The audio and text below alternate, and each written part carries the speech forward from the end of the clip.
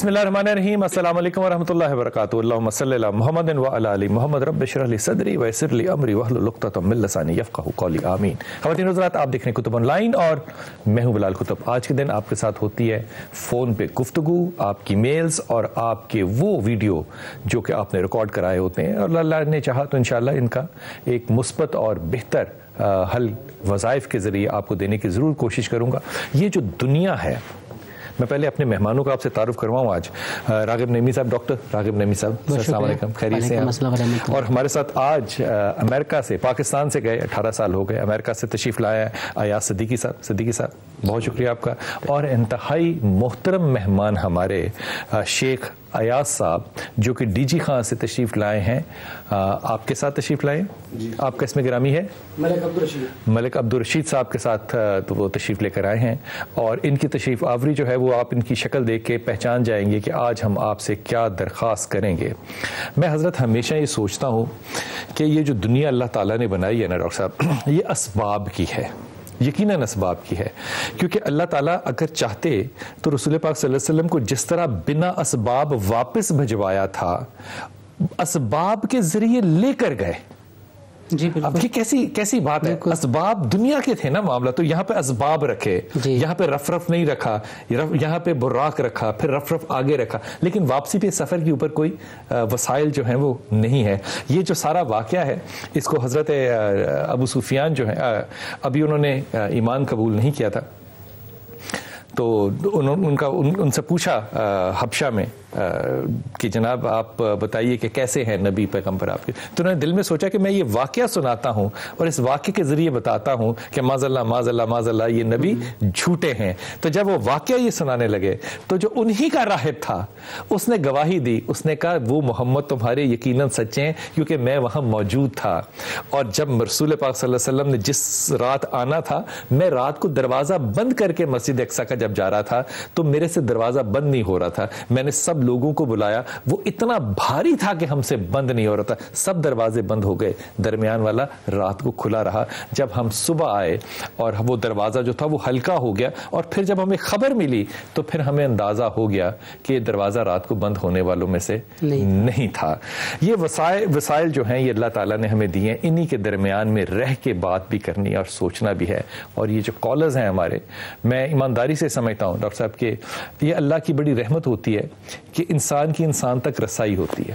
جی, یہ اللہ کی بڑی رحمت ہوتی ہے. آج آپ سے بڑا اختلافی موضوع پہ گفتگو کروں گا, لیکن پہلے میں اپنی بچی کا کال لے لوں. جی تحسین, السلام علیکم بیٹا. جی السلام علیکم. جی بلال انکل, کیا حال ہے؟ جی اللہ کا شکر بیٹے, اللہ کا شکر. جی بلال انکل, میرے ایک تو مسئلے ہیں. جی میرے ہسبینڈ جو نا وہ بینک میں جاب کرتے ہیں, تقریباً ان کو 12 سال ہو گئے ہیں. بلال انکل, ان کی نہ تو ترقی اس طرح کی ہوتی ہے, اس کے علاوہ ہم نے اگر کوشش کی ہے, ہم بینک کی جاب چھوڑنا چاہتے ہیں تو اس طرف بھی کوئی کامیابی نہیں ہوتی. میرے ہسبینڈ جو ہے نا وہ ساتھ پراپرٹی کا کام کر رہے ہیں, تو مطلب ڈیل ہونے لگتی ہے, جب وہ کام ان کا پورا ہو جاتا ہے تو اس وقت پہ جو بائر بھی ہیں جو سیلر بھی ہیں دونوں اس جگہ پہ آ رہے ہوتے ہیں, وہ نہیں پہنچ پاتے. اچھا, مجھے میری بیٹی اپنے میاں کا نام بتاؤ گی. جی میرے میاں کا نام محمد عاصم ہے. محمد عاصم. جی. اچھا, آپ کو لگتا ہے کہ عاصم کے اندر کاروبار کی صلاحیتیں بہت زیادہ موجود ہیں؟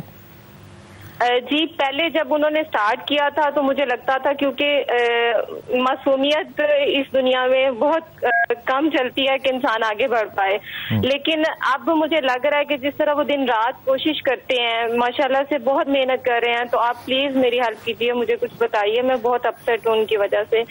اچھا, مجھے ایک بات بتانا, اور بڑی ایمانداری سے سینے پہ ہاتھ رکھ کے تم نے بتانی. مجھے یہ بتاؤ کہ ابھی تک زندگی کی جتنی بھی شامیں آپ نے دیکھی ہیں, ان میں سے کتنی راتیں ایسی ہیں جو آپ نے بھوک, ننگ اور باہر چھت میں, باہر بازار میں گزاری ہوں؟ جی نہیں, اللہ تعالیٰ کا شکر ہے, اللہ تعالیٰ کی مجھ پہ بہت رحمت ہے, بہت رحمت ہے. اب یہ جو دوسرا والا جملہ ہے نا, یہ جو دوسرا والا جملہ میری بچی آپ نے کہا نا, اگر اس کو تم اپنا مزاج بنا لو نا, یہ آپ کی اجازت سے کہہ رہا ہوں میں بات, اگر اس کو تم اپنا مزاج بنا لو نا تو یقین کرو اللہ اپنی رحمتوں کے تمام دروازے تم پہ کھول دے. جب انسان یہ کہتا ہے نا کہ یہ نہیں ہو رہا, آخری وقت میں یہ ہو گیا, ارے بی بی یوں سوچا کرو کہ جب خدا نے ایک شے کو تمہارا مقدر نہیں لکھا تو تم اس کی طرف بڑھو, جتنا مرضی مرضی بڑھو. پھر اب وہ حدیث یاد کرو جو حضرت رسول اللہ تعالیٰ نے فرمائی کہ اے ابن آدم ایک تیری چاہت ہے اور ایک میری چاہت ہے. اس میں آخری جملہ جو میرے اللہ نے کہا وہ آپ کو ہدیہ کر رہا ہوں. کہا اگر تو اب میری چاہت کو اپنی نہیں بنائے گا میں تجھے تیری چاہتوں میں تھکا دوں گا. تو تسنیم یہ تھکاوٹ سے اگر تم نے بچنا ہے تو خدا کے واسطے ہم کا لفظ جو بینک میں نوکری کر رہے ہیں, نہیں, میرا شوہر نوکری کر رہا ہے, تمہارا کام گھر پر ہے, تم اس کی زندگی میں وہ مداخلت مت کرو جو تمہارا ڈومین نہیں ہے. یہ بے برکتی میرے نزدیک, میں قانون کی بات نہیں کر رہا, میرے یہ بے برکتی ہے. خدا کے واسطے تم اپنا ڈومین کرو, اس کو اپنا کرنے دو. تمہارا ڈومین کیا ہے؟ تمہارا ڈومین یہ ہے کہ تم اپنے شوہر کے لیے آسانی اور امن, دل کا امن جو ہے وہ پیدا کرو. اپنے شوہر سے کہو کہ وہ سورہ اخلاص پڑھے یا ولی یا نصیر پڑھے اور یا ذل جلال والاکرام پڑھے, تینوں پڑھتا رہے. یقین کیجئے کہ سوائے کامیابی کے اور کچھ نہیں ہونا. زمینوں کے کام میں اس کو نہ ڈالنا, اس کو اس طرح کے کاموں میں ڈالنا. مثال کے طور پہ کہہ رہا ہوں, جیسے اسکول ہے, اسکول بنا لے, وہ ایڈمنسٹریٹر بہت اچھا یہ کام کر سکتا ہے, اکیڈمی بنا لے, اس طرح کے کاموں میں ڈالنا. زمینوں کے کام جو ہے, ہوائی کام جو ہے, یہ نہیں یہ کر سکتا. جی خواتین و حضرات, ایک پیکج جو ہے ہمارے اس بھائی ایاز شیخ کا, یہ بھی میں آپ کو دکھاؤں گا تاکہ آپ کی یاد دہانی ہو جائے کہ ہم اس شخص کو جب بلاتے ہیں ڈی جی خان سے تو یقین کیجئے ہمارا دل جو ہے نا وہ بھی تھوڑا سا نرم ہو جاتا ہے, گداز ہو جاتا ہے, اس لیے کہ وہاں سے آنے کا 10 گھنٹے کا سفر یہ شخص ویل چیئر پہ بیٹھ کے بس میں کرتا ہے. اپنی کالر سے بات کرتا ہوں. جی میری بچی انم, السلام علیکم بیٹا. وعلیکم السلام سر, میں لاہور سے بات کر رہی ہوں. جی میری امی کی طبیعت ٹھیک نہیں ہے, اس لیے مجھے خود بات کرنی پڑ رہی ہے. دراصل میں نا میرے رشتے کا بہت زیادہ مسئلہ بنا ہوا ہے. کیا ہے مسئلہ؟ کیا مسئلہ؟ ہیلو جی جی, کیا مسئلہ میری بیٹی؟ 4-5 سال سے رشتے آتے ہیں لیکن کہیں بات نہیں بن پاتی ہے. یا تو ہمارے سے ہمیں پسند بھی آ جائے لیکن ہاں نہیں نکلتی, کوئی رکاوٹ آ جاتی ہے. اسی طرح کچھ لوگ ہمیں بھی پسند نہیں کر کے جاتے, تو بہت زیادہ میری امی پریشان ہے. اس کی وجہ سے وہ بیمار بھی رہنے لگی ہیں اور وقت بھی گزرتا جا رہا ہے. تو میں نے اس لیے آپ کو کال کی ہے کہ آپ پلیز بتائیں. اچھا میری پیاری بہن, میری پیاری بیٹی, تمہاری امی کا نام بتا سکتی ہو؟ شاہدہ. شاہدہ کو ایک تو میرا مشورہ یہ دینا کہ اپنے وزن کو مختصر کریں, کم کریں. ٹھیک ہے, کیونکہ ہائپر ٹینشن اور آرتھرائٹس جو ہے نا یہ پھر زندگی بھر پیچھا نہیں چھوڑیں گے.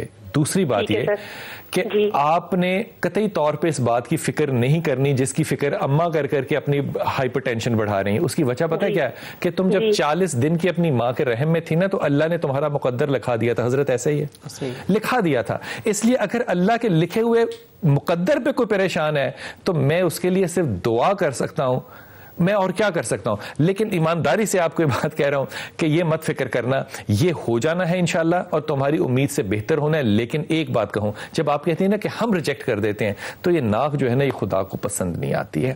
جب کوئی شخص آتا ہے تو آپ پوری ایمانداری سے یہ اس طرح سے بیٹھا کرو, اس طرح سے دیکھا کرو, اس طرح سے ملا کرو. اپنی ماں کے, تمہاری ماں کو کہہ رہا ہوں, یہ جس طرح تم لوگوں نے انہی کے ساتھ اپنے تعلق و رشتے بنانے ہیں, پھر اس بات کو اللہ پہ چھوڑ دیا کرو کہ اللہ چاہے گا تو ہوگا, اللہ نہیں چاہے گا تو پھر اس بات کو قبول بھی کیا کرو. یا ولی یا والی ایک پڑھنا ہے, یا سلام یا مومن یا اللہ 2 پڑھنا ہے, یا رحمان یا رحیم یا کریم 3 پڑھنا ہے. تینوں چیزیں 100 کر کے بار بار پڑھتے جاؤ. یقین کرو یہ سال خوشخبری لائے گا انشاءاللہ تعالی. حضرت آپ سے ایک اختلافی سی بات کہہ رہا ہوں کیونکہ پچھلے میں یہاں پہ ایک بات جو بیٹی نے کی اس کے حوالے سے عرض کرنا چاہوں گا. نبی کریم صلی اللہ علیہ وآلہ وسلم کی حدیث مبارکہ ہے کہ جہاں پر بھی رشتہ کرنا ہے نا وہاں پہ 4 چیزیں دیکھی جاتی ہیں. اگر کسی خاتون سے کرنا ہے, ایک اس کی خوبصورتی, ایک اس کا حسب نسب, ایک اس کی مال و دولت اور اس کی دینداری. اور پھر نبی کریم صلی اللہ علیہ وسلم نے فرمایا سب سے اعلیٰ کیا؟ دینداری کو ترجیح دو. اب میں اس پہ سوچ رہا تھا کہ وجہ کیا ہے, پھر میرے ذہن میں آیا کہ دینداری کا مطلب ہے صابر ہوگی, قناعت کرنے والی ہوگی, صبر شکر کرنے والی ہوگی اور ہمدردی اور غمخواری اس کے اندر ہوگی. اور یہی چیز اسی کو ایسے ہی لے لیا جائے مردوں پہ بھی لیا جائے, یہ نہیں کہ عورتوں کے لیے خاص ہے, مردوں کے لیے بھی لیا جائے. تو وہاں پہ بھی پھر یہی ہوگا, دینداری کو ترجیح دیں تو وہاں پہ صابر ہوگا, شاکر ہوگا, قناعت کرنے والا ہوگا. باقی مقدروں کی بات ہے, باقی وہ اللہ تعالیٰ نے جس کا جتنا رزق لکھا ہے اسے وہ مل کے رہنا ہے. بالکل. تو دینداری اور دینداری اگر مل جائے گی آپس میں تو میں سمجھتا ہوں کہ وہ گھر تو جنت جنت کا ایک ٹکڑا بن جائے. اور میں ڈاکٹر صاحب کی بات کو تھوڑا سا آگے بڑھا دوں. یہ ڈاکٹر صاحب نے جب بات کی نا تو ڈاکٹر صاحب نے ابتدا بات کی کہ میں اس بیٹی کو ایک بات کہنا چاہتا ہوں. میں اپنی پوری ایمانداری اور پورے قلب سے بات آپ سے کہہ رہا ہوں کہ جب ہمارے علماء چاہے عمر میں چھوٹے ہو, قد میں تو بڑے ہیں نا, ہمارے سروں کا تاج ہیں, جب عمر میں چھوٹے بھی ہوں اور اپنے لوگوں کو جو ممبر کے سامنے بیٹھے ان کو اپنے بیٹے اور بیٹیاں سمجھے, تو یہ پیغام علماء سے زیادہ میرے خیال میں ہمارے حاکموں کے لیے ہے کہ وہ بھی لوگوں کو اپنے بچے ہی سمجھیں. حضرت یہ جو پچھلے اتنے دنوں سے بحث اور بحث اور بحث ہو رہی ہے وومن پروٹیکشن بل پہ, یہ کہیں آ گیا تو پتہ نہیں اب کیوں ہمارا دین جو ہے وہ انسیکیور ہو گیا ہے. اس میں کیا ایسی بری بات ہے اگر عورتوں پہ قانون سازی ہم کر رہے ہیں کہ اسے ہم نہ ماریں جو ہماری کم ظرفی ہے, تو اس میں کیا برائی کیا ہے؟ دیکھیے بہت سے اس کے اینگل ہیں, مطلب ہم کسی ایک طرف سے بات نہیں کر سکیں گے. اگر بات کریں گے تو وہ پھر یوں ہو جائے گا کہ ایک طرف کی ترجیح دی جا رہی ہے. ہمیں تمام چیزوں کو نہ اکٹھا لے کے چلنا ہے اور پھر ہم نے اس کا رزلٹ نکالنا ہے. ہمارا معاشرہ میل ڈومینیٹنگ معاشرہ ہے اور یہاں پہ اگر آپ گاؤں کی طرف دیہاتی علاقے میں نکل جائیں جو کہ 65% کے قریب دیہاتی علاقہ ہے, تو وہاں پہ تو خواتین کے ساتھ جو سلوک کیا جاتا ہے ہم نہ اس کو تصور میں لا سکتے ہیں اور نہ ہی اس کے اوپر ہم کوئی بہت بڑی بات بھی کر سکتے ہیں. یا بات کرنے کی وہاں کے لوگوں کے اندر بھی اتنی ہمت نہیں ہے کہ اس کو چینج کر سکیں, بات کر سکیں اس کے اوپر. میں یہ سمجھتا ہوں کہ جو تشدد ہے, وائلنس ہے, جس میں رگیت دیا جاتا ہے, جس میں انسان کے جسم کے ایک ایک حصے کو بھنوڑ دیا جاتا ہے, اسلام جسم سے زیادہ روح مر جاتی ہے. بالکل ایسے ہی ہے, بالکل ایسے ہی ہے. نبی کریم صلی اللہ علیہ وآلہ وسلم کی احادیث مبارکہ دیکھ لیں. میں نے ایک بات سوچی, ایک بات کہتا ہوں میں اس کے اوپر کہ تشدد, خواتین پہ تشدد نبی کریم صلی اللہ علیہ وسلم کی سنت کی سری خلاف ورزی ہے. کیا بات ہے, یعنی سنت میں کہیں پہ تشدد ہے ہی نہیں. تشدد سنت کی خلاف ورزی ہے. واہ, بہت اعلیٰ. نبی کریم صلی اللہ علیہ وآلہ وسلم نے 11 ازواج یا 9 ازواج ایک ہی وقت میں, اور کوئی ایک بھی شاکی نہیں ہے کہ نبی کریم صلی اللہ علیہ وسلم مجھے تو کسی بلی پہ بھی بتا دیں کیا. بالکل نہیں, بالکل نہیں, بالکل ایسے ہی ہے. بچوں کو لے لیجئے, غلاموں کو لے لیجئے, آپ کے ازواج کو لے لیجئے. شفقت آپ صلی اللہ علیہ وسلم نے فرمایا من لم یرحم صغیرنا ولم یعقر کبیرنا فلیس منا. جس نے چھوٹوں پہ رحم نہیں کیا اور بڑوں کے ساتھ انہوں نے توقیر نہیں کی وہ ہم میں سے ہے ہی نہیں. ہم میں سے ہے ہی نہیں. حضرت میں اگر صدیقی صاحب آپ سے عرض کروں, آپ جس معاشرے میں 18 سال سے رہ رہے ہیں یہاں پہ بھی کیا مرد ڈومینیٹنگ سوسائٹی ہے؟ مرد ڈومینیٹنگ سوسائٹی کا تصور وہاں پر ایسا نہیں ہے جیسا ہمارے ہاں موجود ہے. ڈومینیٹنگ ہے یا نہیں؟ نہیں, میرا خیال ہے کہ ڈومینیٹنگ لٹل بٹ تو ہو سکتا ہے لیکن ایسا نہیں ہے ایسا جیسا ہم لوگ تصور کرتے ہیں. اچھا یہ فرما دیجئے کہ آپ جس سوسائٹی میں رہتے ہیں آپ کو لگتا ہے کہ وہاں پہ جو ریلیشن شپس ہیں between a husband and a wife, a man and a woman, وہ زیادہ ہیلدیئر ہیں اس قانون کی وجہ سے یا کسی اور وجہ سے؟ ویسے بیسیکلی تو ہم لوگ یہ سمجھتے ہیں کہ یہ جو اس سوسائٹی میں جو چیز پائی جاتی ہے وہ اسلام سے ہی ڈیرائیو کی ہوئی ہے اور اس کی وجہ سے زیادہ بہتر ان کے ریلیشن شپ قائم رہتے ہیں, اس لیے کہ ہر شخص اپنی حدود میں رہنے کی کوشش کرتا ہے. کیا خوبصورت بات کی. ڈیفینیٹلی جب ہر شخص کو آزادی تو حاصل ہے, جب میری ناک شروع ہو جاتی ہے وہاں پر دوسرے کی آزادی ختم ہو جاتی ہے. بہت اس چیز کا تو بہرحال وہاں پر بہت زیادہ خیال رکھا ہے. اس بات کو اس وقفے میں سوچئے گا کہ جو اس دنیا میں ترقی یافتہ ممالک ہیں انہوں نے ہماری ہی قانون, ہمارے سے مراد میں نہیں ہوں, میں ہمارے جب کہہ رہا ہوں رسول پاک صلی اللہ علیہ وسلم کے بعد جو قوانین سب سے زیادہ تشکیل کیے حضرت عمر خطاب نے کیے, اگر وہ قانون اپنائیں گے تو اللہ ان کو کامیابی اور توقیر دے گا. یہ ہماری میراث نہیں ہے. اگر ہم ان قوانین پہ رہیں گے تو اللہ توقیر دے گا, اگر کوئی اور رہے گا تو اللہ اس کو توقیر دے گا. سوچئے گا. واپس آتے ہیں اس وقفے کے بعد.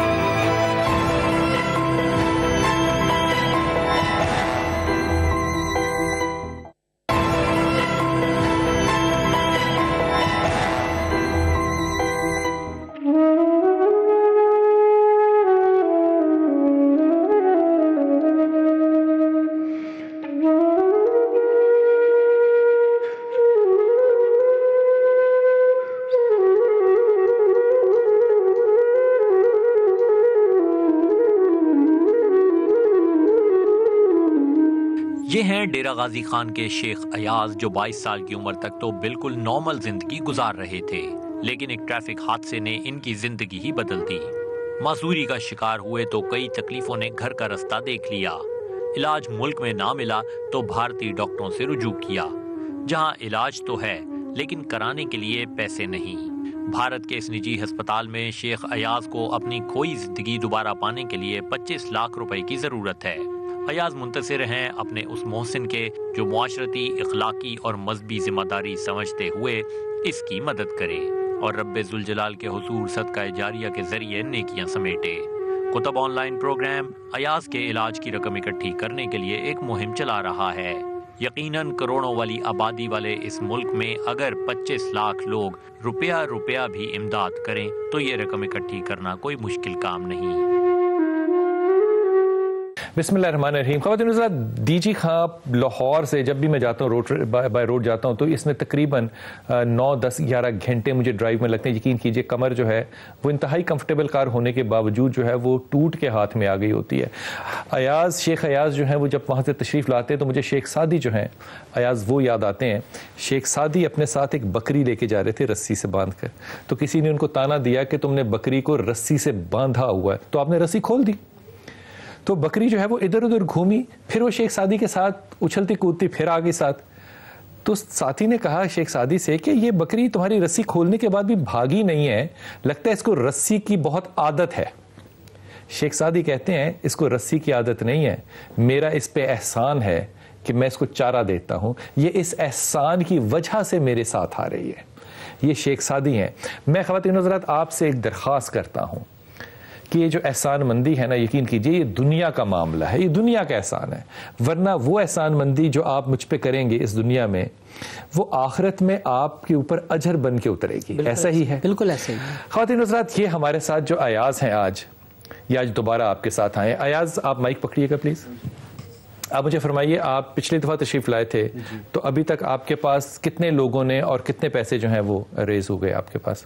جی مجھے ضرورت تھی 25 لاکھ کی، جی 11,78,300 کچھ روپے ہو گئے، اکٹھے ہو گئے جی، لوگوں نے رسپانس کیا جی۔ لیکن اگر آپ کو اور کتنے پیسے چاہیے؟ پورے 25 ہوں گے، 25 لاکھ پورے چاہیے جی۔ آپ کے پاس تقریباً 15 لاکھ کے قریب ابھی اور 14-15 لاکھ کے قریب اور تقریباً ہاف کے نزدیک ہونے والے ہیں۔ بالکل ٹھیک ہے۔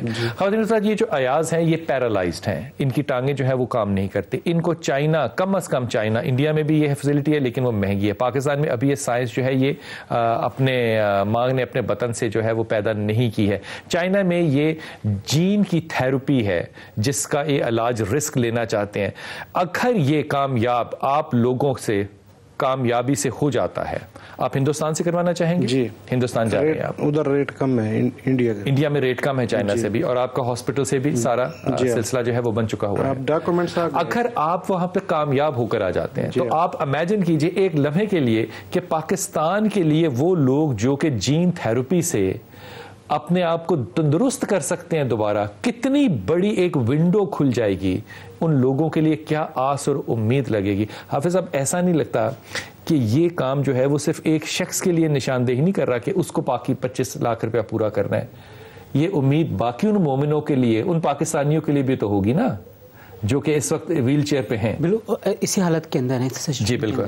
اچھا مجھے ایک بات بتائیے کہ یہ جو شخص اس وقت اس حالت میں، اس نے انڈیا سے مدد مانگی، انہوں نے مدد کی بھی، میں تو یہ ایمانداری سے چاہوں گا کہ ایسا ملک بن جائے کہ جس میں ہمیں باہر نہ جانا پڑے، یہ ڈپارٹمنٹ یہیں پر بن جائے اور ہم یہیں پہ ان لوگوں کی مدد اور خدمت کر سکیں۔ لیکن ان کا ای میل، ان کا ایڈریس، ان کا جو ٹیلی فون نمبر ہے، ان کا بینک اکاؤنٹ آپ اپنی اسکرین کے نیچے دیکھ رہے ہیں۔ ان کے لیے جو لوگ بھی باقی پیسے جو رہ گئے ہیں، میں خاص طور پہ ان لوگوں کے ساتھ درخواست کرتا ہوں جو کہ اس ملک میں نہیں ہے، پاکستان میں نہیں ہے، پاکستانیوں سے بھی جو اس ملک سے باہر ہیں، ان کے لیے جو ان کا آئی بی این نمبر چل رہا ہے اس کو بھی غور کیجئے، آپ ان کو جتنی ڈونیشن دینا چاہیں ان کے اکاؤنٹ میں ہوگی، اور انشاءاللہ تعالی اللہ سے دعا ہے کہ ایک دن ایسا ضرور آئے گا کہ ایاز جو ہیں وہ اپنے قدموں پہ چل کے اسی پروگرام میں انشاءاللہ ضرور تشریف لائیں گے، اور اس کا صحرا جو ہے وہ ہم سب کے سر پہ ہوگا۔ اور یقین کیجئے کہ وہ جو ایک رقم $100 100 پاؤنڈ یا 100 روپیہ یا لاکھ روپیہ آپ نے دیا ہوگا، خدا کی قسم اس کی وقت جو ہے نا اس دن مزہ آئے گی۔ مجھے بتاؤ کہ جس دن اللہ نے تمہیں ٹانگوں پہ کھڑا کر دیا ایاز، جی تم سوچ سکتے ہو کہ ایسا دن آئے گا؟ ضرور آئے گا سر، انشاءاللہ تعالی، انشاءاللہ تعالی، انشاءاللہ تعالیٰ. ابھی جو حالات ہیں, جو پیسے اکٹھے ہو رہے ہیں, یہ تو ظاہر ہے تم اکٹھے کر رہے ہو, تو تمہارا دن کیسے چلتا ہے؟ تم روٹی کیسے کھاتے ہو, کیسے پکاتے ہو, کیسے سپورٹ ہوتا ہے؟ میں سر کچھ کر تو نہیں سکتا روٹی وغیرہ پکانا, چھوٹا بھائی بس اپنے گھر سے دے جاتا ہے صبح شام, بس 2 ٹائم میں کھاتا ہوں, 1 روٹی صبح 1 شام. تو کہیں گھومتے پھرتے کو باہر نکلنا, غسل خانے جانا, نہانا, حاجت کو جانا, کیسے؟ وہ اسی روم میں غسل خانہ بھی بنا ہوا ہے, تو وہاں تک کون لے کے جاتا ہے؟ وہی چھوٹا بھائی. چھوٹا بھائی لے کے جاتا ہے. یہ 7 جو آپ کے آئے ہیں یہ آپ کے ہمسائے ہیں؟ جی. ان کو ذرا مائک دینا. آپ کا کیا نام بھیا؟ ملک عبدالرشید. ملک عبدالرشید, مجھے بتاؤ کہ آپ ڈی جی خان سے ان کے ساتھ آئے ہو, آپ کا کیا جذبہ ہے, آپ ان کے ساتھ کیوں آئے ہو؟ سر میں کافی مریض بھی لے گیا ہوں, نشتر بھی لے جاتا ہوں, اپنے بستی کے, اپنے محلے کے جتنے بھی لوگ ہیں جن کو میری ضرورت ہوتی ہے میں ان کے ساتھ ضرور جاتا ہوں. آپ چلے جاتے ہیں؟ جی ہاں. معاوضے کے ساتھ؟ نہیں, کوئی معاوضہ نہیں ہے. میں بلکہ اگر گاڑی کسی کو, میری چھوٹی گاڑی ہے, وہ ان کا پیٹرول بھی میں خود میں ڈلواتا ہوں. یار میں چاہوں گا کہ میرا کیمرہ مین جو ہے نا وہ اس شخص کی شکل دکھائے. یہ ایک پاکستان کا رہنے والا شخص ہے, اور ان کو دیکھ کے عبدالرشید, جی مجھے عبدالرشید دیکھ کے یاد آیا ایک رکشے والا جو ہمیں کچھ عرصہ پہلے ملا تھا, اس کا نام مصطفیٰ تھا. اس نے اپنے رکشے کے پیچھے لگایا ہوا تھا کہ کوئی بھی مریض جو ہو وہ میرے رکشے کو استعمال کر سکتا ہے اور میں اس سے معاوضہ نہیں لوں گا. اور اس دن وائی ڈی اے نے ہڑتال کی ہوئی تھی اور ہم ڈاکٹروں کی ہڑتال پر تھے, اور وہ مریضوں کو مفت لے جانے کے لیے تھا. یہ شخص جو ہے آپ کے کوئی مربے تو نہیں ہے اپنے؟ سر کوئی فیکٹری, کوئی آپ شوگر مل ہو آپ کی؟ نہیں. کوئی بہت کھرب پتی ہو آپ؟ نہیں. ڈرائیونگ کر کے آپ اپنی روٹی کماتے ہو؟ بس یہی ہے بس. آپ کی کوئی بہت بڑی کوئی سرکاری سفارش ہو, کوئی منسٹر ہو, کوئی ایم پی ایم این اے آپ کے خاندان میں؟ نہیں, کوئی بھی نہیں ہے. کوئی ایک عام پاکستانی؟ عام پاکستانی. یہ ایک عام پاکستانی اپنے پیسوں سے ایک مریض کو 12 گھنٹے کی ڈرائیو, 10 گھنٹے کی ڈرائیو کر کے یہاں لے کر آتا ہے, اور اس کا دل چھوٹا نہیں ہے. لیکن میں آپ کو ہدیہ کروں بات, یہ میں ہدیہ آپ دونوں کو کر رہا ہوں بات, حضرت آپ کی اجازت سے. حضرت علی کرم اللہ کے پاس حضرت عمر خطاب کے بیٹے آئے, حضرت عبداللہ, اور کہتے ہیں چچا میں اس بات کو چھوڑ دوں یہاں پہ. کہا انہوں نے چچا میں چھوڑ دوں نا, حافظ صاحب مکمل ہے یہ بات, گواہی ہے نا, یہ بات مکمل ہے. اگلا جملہ سنیے, کہتے ہیں رسول پاک صلی اللہ علیہ وسلم کے بعد آپ کیا سمجھتے ہیں کہ کون ہے زیادہ اچھا اور بڑا؟ کہا تمہارے حضرت ابو بکر صدیق. کہا اچھا, حضرت ابو بکر صدیق کے بعد کون؟ کہا تمہارے بابا حضرت عمر خطاب. حضرت عبداللہ کہتے ہیں میں رک گیا کہ کہیں ایسا نہ ہو کہ اس کے بعد حضرت عثمان کا نام کہہ دیں تو میں حضرت علی کو کہیں شاید امبیرس نہ کر دوں. غور کیجئے, چچا سے بات کو یہاں پہ جوڑ رہا ہوں. کہا میں کہیں بیرس نہ کر دوں. پھر میں خاموش ہو گیا, پھر میں نے نہیں پوچھا کہ امام علی سے کرم اللہ سے کہ علی اس کے بعد کون, عمر کے بعد کون. تو عبداللہ کی طرف علی نے دیکھا اور اس کے کندھے پہ ہاتھ رکھا, اور عبداللہ کو کہتے ہیں کہ میں تو صرف ایک عام آدمی ہوں. اللہ اکبر. میں صرف ایک عام آدمی ہوں. یہ عام آدمی جو آپ دیکھ رہے ہیں نا خواتین حضرات, یہ عام آدمی نہیں ہے, یہ وہ مومنین ہے انشاءاللہ تعالی جو فرق بھی ڈالیں گے اس ملک میں. مجھے بتائیے آپ کے ماں باپ کہاں پر ہیں؟ فوت ہو گئے. کتنا عرصہ ہوا؟ والدہ صاحبہ کو تو کم از کم 27-28 سال ہو گئے. اور والد صاحب کو 10-11 سال. ان کی حیات میں ایسا ہوا تھا؟ جی, مجھے 16 سال ہو گئے نا. پھر ان کو والد کیسا سمجھتے تھے؟ بہت اچھے انسان. آپ کو دیکھ کے کیا کہتے تھے؟ انہوں نے مجھے ماں بن کے بھی پالا ہے نا. واہ. صبح ناشتہ بازار سے خرید کے سکول بھیجنا. کبھی سوچا کہ باپ کے دل پہ کیا گزرتی ہوگی اس کا بیٹا اس کے سامنے جو ہے وہ ایسا؟ ان کو فالج ہو گیا تھا میری وجہ سے. 3 سال وہ بھی پیرالائز ہو گئے تھے. پھر بیٹا بھی پیرالائز؟ جی, 7 محرم باپ بھی پیرالائز, اور ایک بھائی ہے اس کا بازو پیرالائز ہو گیا تھا. اسی وجہ سے؟ نہیں, اس کا بھی ایکسیڈنٹ ہوا تھا. ایکسیڈنٹ ہوا تھا. جی. آپ کو کیوں یقین ہے اس بات پہ کہ باپ کو غم سے یہ ہوا؟ نوجوان بیٹا جب سامنے ہو تو والدین کتنی پریشان ہوتے ہیں. جب ان کی ڈیتھ ہوئی نا آخری ٹائم, بس وہ مجھے ہی دیکھتے رہے ایسے جب ان کی ڈیتھ ہوئی ہے. ان باتوں کو کہنے کے لیے لفظوں کی ضرورت نہیں ہوتی ہے, یہ خود بخود بندہ فیل کرتا ہے, اندر سے فیلنگ آتی ہے یہ بندے کی. مجھے نہیں پتا کہ اس بات پہ میں کیا کہوں, لیکن میں تمام دیکھنے اور سننے والوں سے ایک درخواست کرتا ہوں جو پاکستان میں, پاکستان سے باہر ہیں, وہ باپ جس نے اپنے بیٹے کو اس حالت میں دیکھا ہو اور اسی حالت میں اس کو خود بھی فالج ہوا ہو, اور جب جا رہا ہو تو اس کو فالج کہ اٹیک کے درمیان میں بھی اپنا بیٹا ہی نظر آ رہا ہو، وہ کوئی خاص امید لے کر تو ضرور گیا ہوگا. مجھے نہیں پتا اس کی امید کیا تھی، لیکن مجھے یہ ضرور پتا ہے کہ اس کی امید اور اس کی خواب کی تکمیل جو ہے وہ آپ کے ہاتھ میں ہے. اگر آپ چاہیں تو ایک ایسا شخص جو آج ہم میں موجود نہیں ہے، اس کے خواب کی تکمیل یہ ایاز آپ کے سامنے بیٹھا ہے. خدا کرے کہ آپ کا دل نرم اور گداز ہو انشاءاللہ.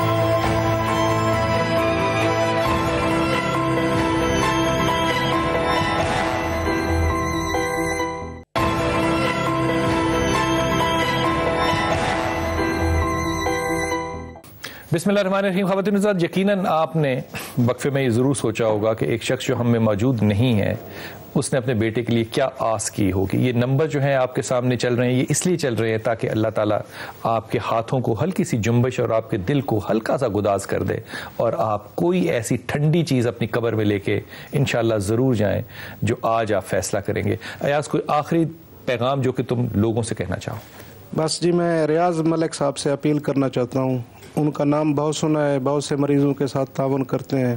پلیز اگر وہ سن رہے ہیں تو میری ہیلپ کریں، مجھے بھیجوائیں. میری درخواست ان سے گزارش ان لوگوں سے بھی ہے جو ریاض ملک صاحب تک یہ بات سنا سکتے ہیں. خدا کرے کہ یہ بات ان تک پہنچے. میں دعا گو ہوں تمہارے لیے بہت زیادہ. حضرت، ہمارے پاس میلز آتی ہیں اور یہ میلز جو ہیں خاص طور پہ ہمارے بچے اس لیے بھیجتے ہیں تاکہ ان کے اوپر کوئی شرعی بات جو ہے وہ بھی دی جا سکے. میں میل آپ کو حاضر کرتا ہوں. یہ سوال اس پہ بتائیے گا. میرا نام فاخرہ اسلم ہے. میری شادی میری مرضی کے خلاف کی گئی تھی. میں اسلم نامی شخص سے شادی نہیں کرنا چاہتی تھی کیونکہ وہ نشہ کرتا تھا. میں نے اپنے والدین کو منع بھی کیا تھا، مگر بیٹی کے بوجھ کو سر سے اتارنے کے لیے انہوں نے میری شادی کر دی.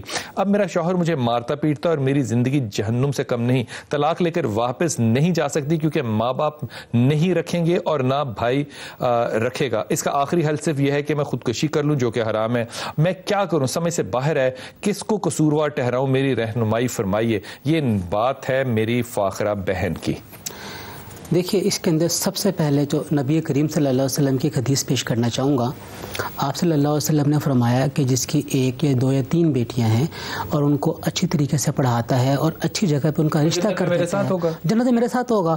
اب جو اس کے والدین نے کیا اس کے ساتھ، تو گویا تو حدیث خلاف ورزی یہیں سے شروع ہو رہی ہے.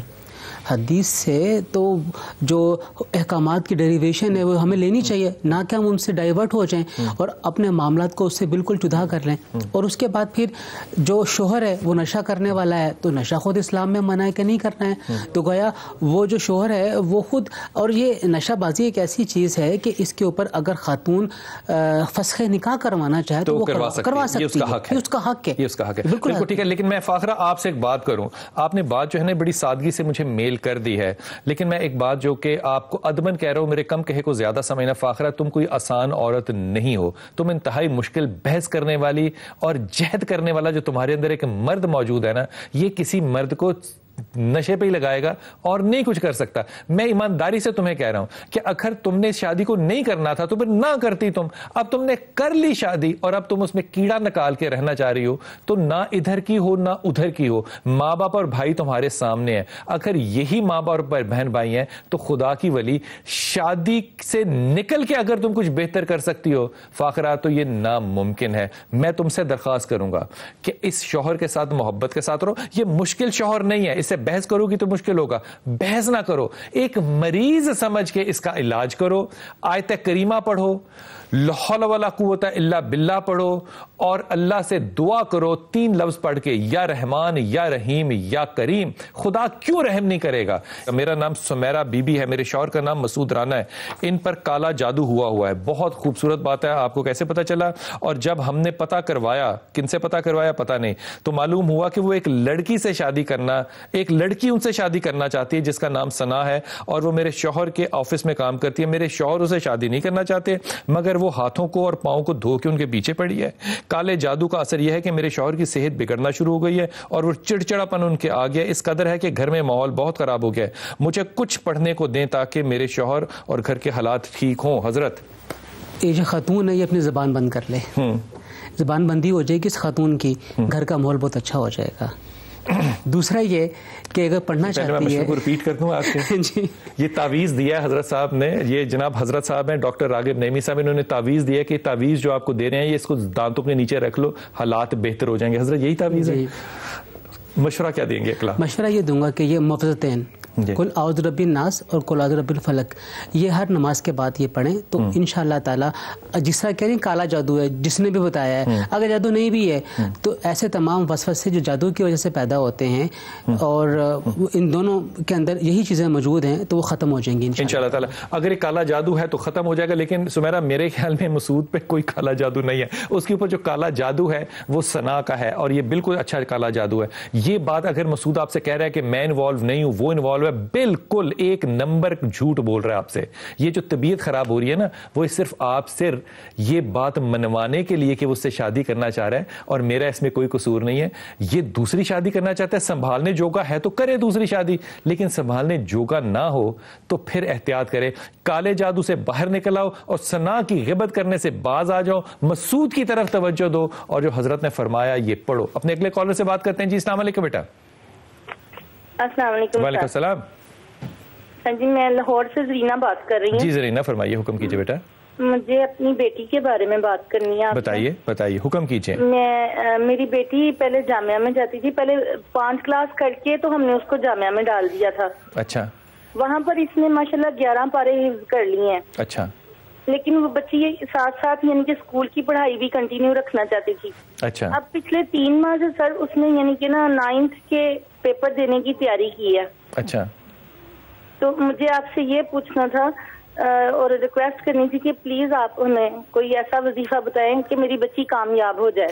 آمین آمین. آپ بچی کا نام بتائیے گا بیٹا. میری بچی کا نام نور زہرا ہے. نور زہرا. اور آپ کا نام کیا ہے؟ نام زرینہ اختر ہے. اچھا زرینہ, میں پہلے تو ڈاکٹر صاحب سے مشورہ لیتا ہوں پھر میں آپ سے بات کرتا ہوں. ڈاکٹر صاحب آپ نے مسئلہ سنائیے. جی دیکھیے, آئیڈیلی جب قرآن کریم حفظ کر رہے ہوتے ہیں تو تمام توجہ قرآن کریم حفظ کی طرف لگانی چاہیے تاکہ وہ اچھی طرح یاد ہو جائے. اگر اسکول کی پڑھائی بھی ہم شروع کر لیتے ہیں تو مشکل ہو جاتا ہے دونوں چیزوں کو لے کے چلنا ساتھ ساتھ. اب انہوں نے کر تو دیا ہے اور داخلہ بھی بھیج دیا ہے تو وہ پھر تیاری کریں اپنے 9th کے امتحان کے صحیح طریقے سے, لیکن اس کے بعد پھر وہ دوبارہ سے قرآن کریم کو مکمل توجہ سے یاد کریں, کیونکہ قرآن کریم کو یاد کرنے کا معنی یہ نہیں ہے کہ وقت پر یاد کر لیں اور بعد میں پھر بھول جائیں. صدیقی صاحب, آپ کو امریکہ میں کبھی ایسے لوگ ملتے ہیں پاکستانی خاص طور پہ جو کہیں کہ ہمارے گھروں میں یا ادھر ادھر کو کالا جادو ہے, کوئی ہے ایسے امپیکٹس؟ جو ہمارے دیسی لوگ ہیں وہاں پر تو یہ چیز موجود ہے, ان پہ بھی کالا جادو وہاں ہو رہا ہے؟ جی بالکل. اور جو دیسی نہیں ہے وہاں پر ایسا میں نے کچھ نہیں سنا, لیکن دیسیوں کو بھی ان جنرل جو میں نے دیکھا ہے جو لوگ اس قسم کا کام کرتے ہیں وہی ان کو فیڈنگ دیتے ہیں کہ کالا جادو ہے لہذا اس کی ٹریٹمنٹ لینی چاہیے. سو گروسری شاپ والا بتا رہا ہے کہ میرے پاس آج سبزی تازہ آئی ہے مجھ سے لے لو. جی ہاں, ایسا ہی معاملہ ہوا حضرت. اچھا میرے ذہن میں یہ ہے کہ جو بلیک ہیں وہاں کے جو مستقل رہائشی پرانے, ان کے ہاں میجک بلیک میجک کا کانسیپٹ موجود ہے اور ان کے ہاں کچھ سسٹم ایسا ہے کہ جو وہ اس کا علاج بھی کرتے ہیں یا چیزیں ہیں, خاص طور پہ روحوں کے بلانے کا ایک عمل, بھلے سے وہ غلط ہی ہے جس طرح ہمارے ہاں اکثر معاملات غلط ہوتے ہیں. میرے ذہن میں ہے کہ کچھ اس قسم کی چیزیں وہاں پہ موجود ہیں. میں بیچا آپ کو یہ مشورہ دوں گا کہ یہ جو معاملات ہیں جادو وادو کے, ان کے اوپر اگر توجہ انسان نہ کرے تو اس سے ایک چیز کا فائدہ ضرور ہوتا ہے کہ انسان جو سیلف کو سجیسٹ کر رہا ہوتا ہے نا خوف, اس سے دور سوائے خدا کے اور کس سے ڈرنا چاہیے, کس سے ڈرنا چاہیے. میں انتہائی ممنون ہوں کہ آپ تشریف لائے, میں آپ کا ذاتی طور پہ ممنون ہوں اور میں درخواست کرتا ہوں تمام لوگوں سے جو آج دیکھ رہے ہیں کہ صدیق جو ہے یہ تشریف لائے ہیں اور اس پہ تشریف لائے ہیں کہ اللہ کے بعد ان کو آپ سے امید ہے. آخری جملہ کہنا اور اجازت لوں گا, ایک جملہ کہنا جو بھی کہنا چاہو.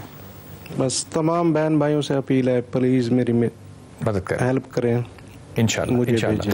میں ادمن بہت شکریہ حضرت. ادمن یہ بات آپ سے عرض کر رہا ہوں, محمود غزنوی کا ایک وزیر تھا ایاز, محمود غزنی نے دیے ایک انتہائی قیمتی قسم کے جو موتی تھے, کہا کہ ان کو توڑو. سارے لوگوں نے کہا کہ حضرت یہ نہ توڑیے, ان کا جو عوض ہے وہ لاکھوں من سونا ہے, مت توڑیے. ایاز کو کہا توڑو, اس نے ایک سیکنڈ نہیں سوچا, سب توڑ دیے. لوگوں نے کہا ایاز تم نے کیوں کر دیا ایسا؟ انہوں نے کہا دیکھو بھائی بات سنو, موتی مہنگے تھے, قیمتی تھے یا نہیں تھے, مجھے اس سے کوئی غرض نہیں ہے, مجھے تو دیکھنا ہے کہ بادشاہ حکم کیا دے رہا ہے. یہ ایک عام اس سب کانٹیننٹ کا وہ شخص ہے جو کہ وزیر ہے بڑائی تھا. او خدا کے ولیو, جب قیمت نہ دیکھنے سے موتی توڑے جا سکتے ہیں تو رسول کی بات صلی اللہ علیہ وسلم کا جب حکم آ جاتا ہے, جب اللہ کا حکم آ جاتا ہے, تو آپ کے دلوں کو نرمی اور گدازی کیوں نہیں ملتی؟ آپ وہ تمام چیزیں جو ہیں, وہ جادو ہو, ٹونا ہو, مال ہو, ریاست ہو, جو مرضی ہو, اس پہ کیوں پتھر مار کے نہیں توڑتے اگر حکم کی خلاف ورزی ہو رہی ہو؟ جب یہ دل میں تسلی آپ نے کر لی نا, پھر ایاز جیسے لوگ ہمارے پاس نہیں آئیں گے, پھر ہمارے پاس صرف مفتی صاحب جیسے لوگ آئیں گے, ڈاکٹر صاحب جیسے لوگ آئیں گے, صدیقی صاحب جیسے لوگ ہوں گے, اور جو صرف یہ گفتگو کریں گے کہ انشاءاللہ تعالی پاکستان اب آئندہ جہاں جا رہا ہے اس کے لیے ہمارے خواب کیا ہے. آنکھیں خواب دیکھنا چھوڑ دیں, اس سے زیادہ برا وقت اور کوئی نہیں ہو سکتا. اپنی دعا میں یاد رکھیے گا. اللہ آپ کو بہت خوشیاں اور بہت آسانیاں بانٹنے کی توفیق عطا فرمائے.